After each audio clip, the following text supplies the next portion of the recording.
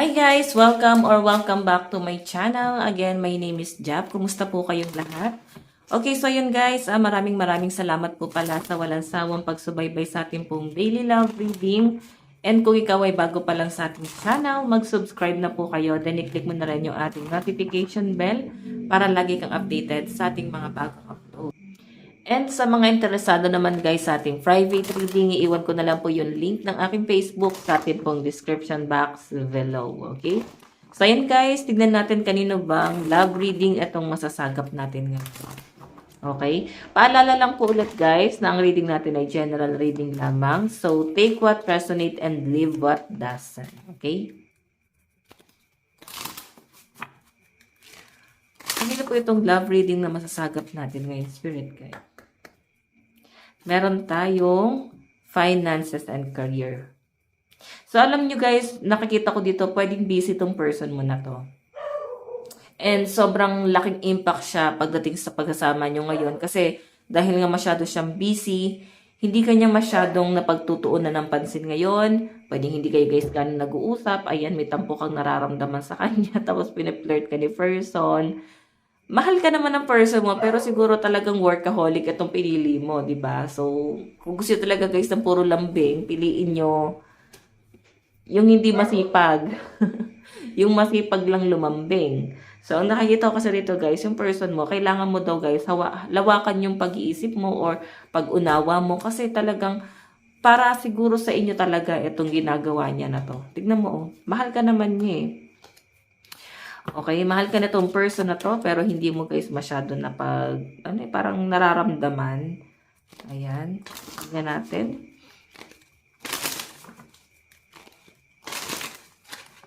Kanina po itong love reading, spirit guide. Spirit guide, kanina po itong love reading. Meron tayong soulmate. Yes, this is your soulmate. Okay, so guys, sa pinapakita sa akin, soulmate mo yan. Oo. Sinabi na nung card, soulmate mo tong si person. Okay. So, siguro napagdududahan mo pa. Actually kasi guys, pagka sinabi kasing soulmate, minsan ang hirap nitong mag-work pag magkalayo. Or parang talagang nandun yung pagdududa pag magkalayo eh. Oo, pag magkasama naman parang nakaka-feel na parang hindi niya gusto yung taong yon. Parang nato-turn off siya sa taong yun. Pero pag nasa malayo naman, parang ang gulo nga ng feelings, no? Mix talaga yung emosyon na mapipil mo sa taong to. Sige, tignan pa natin, guys. Meron tayong honeymoon. Enjoy the bliss of holiday time together. Oh, may nakikita akong engagement dito, guys. Okay? Mukhang merong pinaplano yung person mo sa'yo. Tingnan natin, meron tayong give your relationship a chance. Ayan, kung nagkaroon kayo ng tampuhan. So, sinasabi lang dito na masyadong lumiliit yung mundo, no? Sa mundong yun, si person na lang yun nandoon. Sige, tingnan pa natin. Pero ito guys, mukhang may second chance ito sa relationship na to. Or kung nagkakaroon kayo ng tampuhan, di kayo nag-uusap ngayon, pwedeng di mo kinakausap, binlock mo ba, iniwasan mo ba, nakakita ko na ayan, mabibigyan pa rin to ng chance. Mukhang nga habulin ka pa rin ng person mo. Medyo nagpapaka-busy siya ngayon kasi ayaw niyang ma-spoiled ka eh. Yan ang nakikita ko sa kanya. Sige, tingnan pa natin.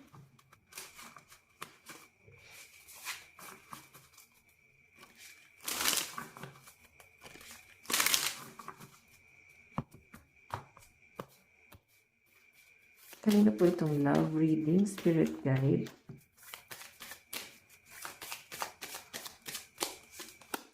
Meron tayong talking, interested, conversing, more awaited message, arrive, text, call, email, hovering. So, alam nyo guys, meron ka daw marireceive na message galing dito sa person na to. No? May pag-uusap ako nakikita dyan. Kung ilang araw na kayo guys hindi nag-uusap, no? Mukhang ayan, magpaparamdam si person dito.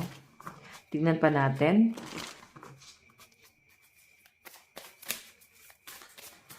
So, ikaw para kang nagiging dito, no? Once na magkaroon ng, parang magkaroon ng reconciliation, parang, alam mo yun, magpakaipot ka naman ng konti dito kay person. Baka ang bilis mo naman nagre-reply. So, pahabol ng konti, no? Nakikita ko guys na parang nandun yung interest mo sa, ayan, nandun yung interest mo sa taong to. Tignan pa natin. Meron tayong clock. Need time, takes time, in time, cycle time to heal progress. So, sa'yo kasi pwede nahuli mo siyang merong ibang kinakausap na pagdudahan mo or pwede meron ka talagang pruweba na may something sa kanila nitong nakakausap niya. So, ikaw parang nahihirapan kang mag-heal ng tuluyan kasi meron na nga kayong past issue nitong taong to. And parang hirap ka na patawarin kasi lagi mo ang naiisip yung mga ginawa niya sa inyo, guys. Okay, tingnan pa natin. Meron tayong coffee cup, meeting and conversing, savoring the moment, feeling uplifted, friendship. Oh. Meron kang pinagdududahan, kaibigan niya, malapit sa kanya, no? Ayan, feeling mo may sabuatan or may ginagawa itong kakilala niya. Malapit sa kanya, guys, or meron sila, guys, something. Ayan. So, ang malinaw kasi, guys, na pinapakita sa akin dito, parang meron siyang ibang tinatagpo. Meron siyang ibang kinakausap at mukhang ang sabi niya sa inyo ay kaibigan niya lang yon. Malapit lang sa kanya yon. Walang something sa kanila, no? So, ikaw, nakikita ko sa'yo, parang iba yung pakiramdam mo talaga. Kaya siguro, guys, na ganito yung napifeel mo na nagtatampo ka, wala na nga siyang time sa inyo. Tapos parang, di ba? So, pwede meron ka na talaga, guys, ebidensya. Ayan, no? Feeling ko siya yung hinabol dito. So, parang, hindi ko siya, guys, masabing third party, pero may may nagpe-flirt dito sa person mo. And malapit sa kanya. Ang malinaw nga na pinapakita sa akin dito, parang kaibigan niya to. Okay? Sige, tingnan pa natin.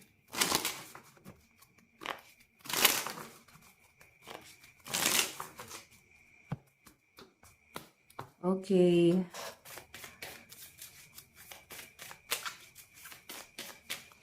Meron tayong healthy choices. Making healthy choices in love and life. Self-love, self-care, being happier. Alam mo, sinasabi nung card mo, piliin mo ngayon lang, no? Kahit ngayon lang, piliin mo yung sarili mo. Kasi, etong nakikita ko dito, parang yung person mo, medyo, nag-e-explore. Nandun yung mahal ka ng person mo, pero natatempt talaga siya dun sa lumalandi sa kanya, guys. Okay? Or pwede nangyari na talaga to, guys, sa past. Kaya siguro ang sinasabi dito, give your relationship a chance. Parang meron siya, guys, paghahabol na gagawin sa inyo. Okay? Tignan pa natin. Okay? Tignan pa natin. May mga kinakausap siya, guys, no? Parang, alam mo yun, nasa isip niya ngayon. Alam mo yun, parang more on temptation. Hindi ko siya masabi sa Tagalog, masyadong bastos yung nasasagap ko rito na energy na tumatakbo sa isip at gusto mangyari ng person mo. Pero guys, natetempt pa talaga to, guys, sa ibang bagay. Parang gusto niya pa, guys, tumikim ng iba't ibang putahe. Ganun yung scenario. Okay? So, kaya nga sinasabi rito, this time, piliin mo naman yung sarili mo. Tignan natin, ha? Meron tayo, may kinakausap talaga siya, guys. Girl talk. Tapos parang may plastikan pa, guys, no? Hindi pong akala mo tapat sa'yo. Pero guys, parang tinatridor ka na itong mga to. Okay? Malapit sa inyong dalawa. Then parang may tridor. Okay? Tapos siya pala, guys, yung nagiging third party. Siya pala yung ka-flirt. So, mag-iingat ka. Tignan natin. Meron tayong not enough. Nagkakaroon ka ng insecurity. Dahil sa ginagawa sa'yo ng person mo, healing heart. Mukhang guys, itong person na to, may plano talaga siya, no? Ang taas na ng ambisyon or ang taas ng gusto niya mangyari patungkol sa relasyon niyo. Tapos, ito yung nangyayari ngayon. Okay? Nangyayari ngayon sa relasyon niyo, guys. May temptation kasi. Parang ito yung sumisira sa inyong dalawa acts. Ayan, no? May break up. Tingnan natin, guys, yung energy, ha? Okay. Tingnan natin yung energy. Ano yung nararamdaman sa'yo ng person mo? Nararamdaman sa'yo ni person? Meron tayong coffee cup. Meeting and conversing, savoring the moment, feeling uplifted, friendship. Alam mo, guys, gusto ka pa rin, guys, maging kaibigan ng ex mo. Gusto niya pa rin guys na magkita kayo. Siguro itong friendship na to is parang gusto niya na maayos pa rin kayo. Pero ang totoo guys, gusto niya pa rin maayos yung relationship ng dalawa. No? Nandun sa point na naguluhan lang siya that time. Okay, ayan, engagement ring. Nakikita ko na gusto ka talagang pakasalan nitong taong to. Gusto ka talaga niyang makasama. Pero siguro nandun na talaga yung matinding issue mo sa taong yan. Tignan natin ano yung tingin niya sa'yo ngayon. Meron tayong axe. Ayan. Hiniwalayan mo to. Nagkaroon ng abandonment. Or pwedeng nafe-feel niya na pwedeng siya yung umabandon na. And ikaw nakaka-feel ka dito na parang sobrang nahirapan ka dun sa ginawa niya sa inyo. And ngayon kasi guys, ayan, silent treatment. Hindi kanya kinakausap. Ang reason is ayaw niya guys sabayan yung galit mo. Or baka sumabog ka. Baka mas matindi yung yung galit mo na ngayon, this time, no? So, ang pinapakita sa akin dito, guys, ayan, pwedeng hindi kanya kinakausap kasi ayaw niyang sabayan yung issue niyo ngayong dalawa. Pero ang malinaw na pinapakita sa akin dyan, gusto ko pa rin kausapin itong taong to, no? Aware siya dun sa kasalanan niya. Aware siya kung ano yung maling ginawa niya sa inyo. Okay? Tingnan natin.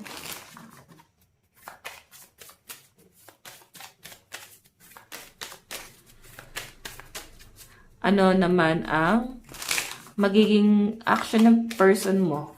Magiging action ng person mo sa'yo. Sa connection nyo. The Grim Reaper. The relationship is over. No second chances. Grow and transform your life. So, pwede ikaw nila kasabi na to sa kanya eh. Soulmate kasi kayo oh. Mahirap kasi guys putulin talaga pag soulmate. Okay, so sinasabi rito guys, pwedeng tinataboy mo na talaga siya guys. As in, ire-reject mo na tong taong to. Kasi tapos ka na sa kanya. Parang masakit na masyado yung ginagawa mo sa akin. Parang sobra na yung mga ginagawa mo sa akin. Hindi na makatao, hindi na makatarungan. Parang ganon.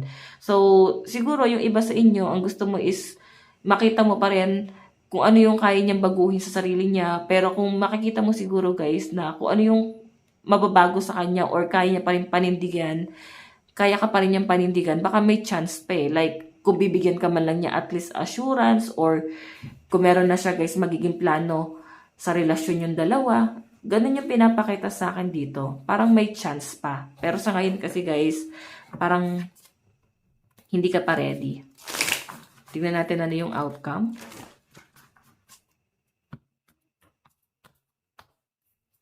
Outcome.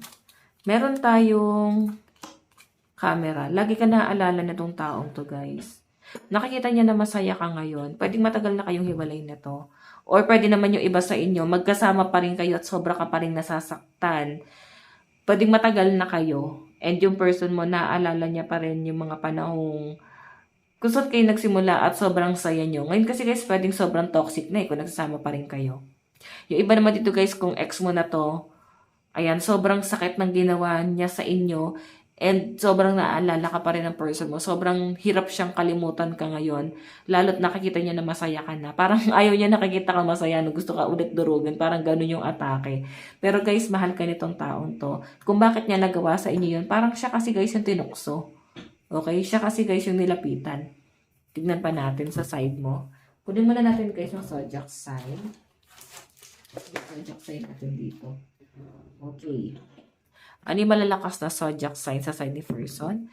Meron tayong Cancer, Virgo, Scorpio, Sagittarius, Libra, and Aquarius.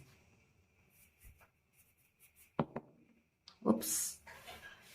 Virgo, Libra, Pisces, Gemini, and Cancer. Sa side ni person. Sa side mo naman, ano yung nararamdaman mo? Nararamdaman mo kay person. Both. Receiving what you need, progression, arriving, moving on, closure issue. Gusto mo na lang talaga guys ng closure dito. Pero ayaw mo na. Oo, ayaw mo na dito. Ayaw mo na. As in, yun lang yung naririnig kong message. Parang ayaw ko na, pagod na ako. Oo, gusto mo na lang guys na parang mag-usap kayo. Or sige, kung kaibigan ang gusto mo ibibigay ko. Pero kung commitment, parang ayaw mo na. Okay, tignan pa natin. Ano yung nararamdaman mo? Okay. Ano yung tingin mo ngayon kay person? Kasi parang napagod ka na dito sa connection na to. Sunglasses. So, aware ka na iniisto ka nitong taong to. Watching, looking, stalking, gaslighting, perception, focusing out. So, siguro guys, merong minsan parang may time pa rin talaga na nagkikita kayo, nagsasama pa rin kayo kasi maliit lang yung circle niyong dalawa. And parang mararamdaman mo na lagi siya nakatingin sa inyo para kanya guys sinisidak. Para kanyang inaakit, no? So, yun yung pinapakita sa akin dito guys. And parang naiirita ka sa ginagawa niya sa inyo. Ayan. Tignan natin ano naman yung magiging action mo. Meron tayong healthy choice. Parang tama na, masaya na ako na nag-iisa, sanay na ako ng single. Ito na yung pinili kong buhay at parang mas magpo-focus ka muna talaga sa sarili mo. Yun yung pinapakita sa akin dyan, guys. Okay, tignan natin. Ano naman ang magiging outcome sa side mo? Outcome. Meron tayong lightning. Naliwanagan ka na, natauhan ka na ng sobra-sobra dito, guys, no? Nakikita ko sa'yo, sobrang matured ka sa sitwasyon. Kumbaga parang alam mo yung ginagawa mo. Oo. Hindi ka na para pagsabihan pa or bigyan pa ng advice. Alam mo na yung ginagawa mo. Okay? Tignan natin guys yung zodiac sign sa side mo. Meron tayong Aquarius, Gemini, Cancer, Aries, Virgo, and Scorpio. Okay, Cancer, Gemini, Aries, Taurus, Leo, and Virgo. Tignan natin guys, saan napapunta tong connection yung dalawa. Overall energy. Okay, yung kanina kasi guys, passion. Yung unang spread. Saan napapunta tong connection yung dalawa sa future? Ano na yung mangyayari sa connection nyo? Ano na yung mangyayari? Meron tayong death. Ito kasi guys, ending and new beginning. Oo, may nakikita talaga ako guys, chance na magbalikan pa dito. No? Babalik at babalik sa itong tao to. Magmamakaawa sa itong taong to. The Emperor, medyo mataas lang ang pride niya, no? Nakikipagmatigasan, pero babalik to guys. Pero ikaw parang itataboy mo siya eh. Ang awkward, no? Parang nandidiri ka sa tao. Ganun yung atake. Sige, tingnan natin. Meron tayong 10 of Swords. Okay, so hayan. Ang pinapakita sa akin dito guys, sobrang napapagod na siya. Napapagod na siya na parang tumatakbo ka lang lagi sa isip niya. Napapagod siya sa sitwasyon niya ngayon. Sobrang sising-sisi na tong taong to guys. Kung ano man yung mga masasakit na salitang pwede mo sabihin sa kanya, tatanggapin niya yun guys. Sobra yung pagsisisi niya ngayon. As in, manhid na siya sa mga masasakit na salita eh. So kung sasabihin mo pa siya guys ng masasakit, tatanggapin niya na yun guys, no? Wala ka nang maririnig pa na reklamo or anuman opinion sa kanya. Kasi pagod na pagod. Parang kinaharma ng sobra-sobra tong taong to. Ace of Pentacles. Meron pa siyang ino-offer, oh. Siguro ikaw, sobrang successful ka na or at least nagiging successful ka na sa buhay mo. Okay? Nandun ka na sa point na okay ka na, magaan na yung pakiramdam mo, sobrang nagpo-focus ka na sa future mo, focus ka na sa family mo. So, who yun na tong taong to? Parang sino ka na? Wala ka na sa buhay ko eh. Okay na ako. Parang ganun yung nakikita ko sa inyo. Sige, check pa natin guys. Meron tayong 9 of Cups. Siguro, kagaya nga ng sabi ko guys, kanina, yung sa future kasi meron kang inaantay na gawin na tong taong to or meron kang gustong makita na gawin na tong taong to. Okay? And, possible kasi guys na gusto mo siyang subukan or kahit hindi mo na guys i-demand kahit hindi mo na sabihin, gusto mo lang talagang makita sa action niya kung ano yung pagbabago, pero parang wala ka kasing nakikita sa kanya guys. Ang nakikita mo lang guys, mahal ka niya and parang napaka-selfish na tong taong to kasi sarili pa rin niya yung iniisip niya. Parang ganun yung nararamdaman mo sa kanya. Meron tayong 3 of Pentacles. Okay. Meron tayong 9 of Pentacles. Collaboration kasi. Ikaw ang gusto mo dito parang tulungan kanya sa hanap buhay. Pero siguro guys, maski pera, walang-wala na tong taong to. Gulong-gulo na siya sa buhay niya, oh. Okay, ikaw na tong successful sa buhay ang gusto niya guys lapitan. Ikaw na yung nakakita niya huling taong tatanggap sa kanya ngayon sa pagiging broke niya. Okay, nalaglag yung card. Wait lang guys. Ayan, may nalaglag dito. Naku po. King of Cups. Guys, nagsusumamo at talagang humihingi ng kapatawaran, no? Parang wala nang pumapasok sa isip niya, guys, eh. Kahit anong sabihin mo sa kanya, guys, hindi niya na yun, guys, nararamdaman. Hindi niya na yun, guys, naiisip. Ganun yung pinapakita sa akin dyan, guys. So, King of Cups. Ang energy kasi na nasasagap ko rito, guys. Basta patawarin mo na lang siya. Parang ganun, basta patawarin mo na ako. Grabe, no? Hingi ng tawad sa inyo. Oo. Grabe yung energy na nakikita ko rito. Guys, ito energy mo, oh. Ito si person. Ito siya ngayon. Cups kasi, guys, paghingi ng tawad yan, eh. Eh, ikaw, focus ka na sa future mo. Pentacles. Ayan, meron tayong air sign, Aquarius, Gemini, Libra. Malakas sa mga earth sign, no? Capricorn, Taurus, Virgo, at saka, Cancer, Pisces, Scorpio. Okay, tignan natin. Meron tayong express your love. Gusto mo na kasi, guys, maging Disney princess. Or kung lalaki ka, guys, is, Disney prince. Gusto mo ma-experience yung ganon, yung walang issue. Ang hirap kasi, guys, mahalin yung taong nagkaroon na kayo minsan ng issue. Ang hirap, eh. Parang, ang hirap na rin, guys, i-convince ng ibang tao na magiging maayos pa tong relationship na to, 'di ba? Yung kahihiyan, parang ganon. Grabe yung kahihiyan na ginawa nitong taong to. Sige, meron tayo, guys. It's safe. It is safe for you to love. So, alam mo, sinasabi dyan, guys. Parang talaga totoo naman, guys, na parang totoo naman yung pagbabago niya. Sobrang sincere siya ngayon. Grabe siguro yung trauma. Grabe yung karma na dinanas itong taong to, guys. Grabe yung paghihirap na nakikita ko sa taong yan. Oo, tingnan natin, ha. Okay. Ano yung gustong sabihin ng person mo sa'yo ngayon? Meron tayong I dream about a future with you. Diba? Ngayon, nakakita na siya, guys, ng future kasama ka. Ngayon, plano niya rito. Alam mo yung di ka man lang niya tinatanong kung ano yung gusto mo mangyari. Medyo nakakairita kasi yung energy, guys, netong person mo. Kasi talagang sa sarili niya lang, eh. Ginagawa lang niya yung mga bagay na gusto niya na hindi ka man lang niya tinatanong kung natutuwa ka ba sa ginagawa niya. Tignan mo, nagpaplano siya agad ng future nang hindi ka man lang tinatanong kung sang-ayon ka ba. Masyadong controlling tong taong to, guys. I wish you were mine, di ba? Tignan natin. Meron tayong I miss you. Sobrang miss na miss niya na yung alaga mo, pagmamahal mo. As in. Hindi kanya, guys, kayang i-let go kahit napakatagal na nung panahon na nagkahiwalay kayo. I think, kakaiba yung treatment na ginawa mo sa taong to at sobrang hinahanap-hanap niya yun, guys. Okay, so ayan, guys. Ito lang naman po ang inyong daily love reading. Again, sa mga interesado sa ating private reading, nasa description box below yung link na aking Facebook. I-message nyo na lang ako, guys. Okay? So, again, bye-bye. Bukas po ulit. God bless and love you all.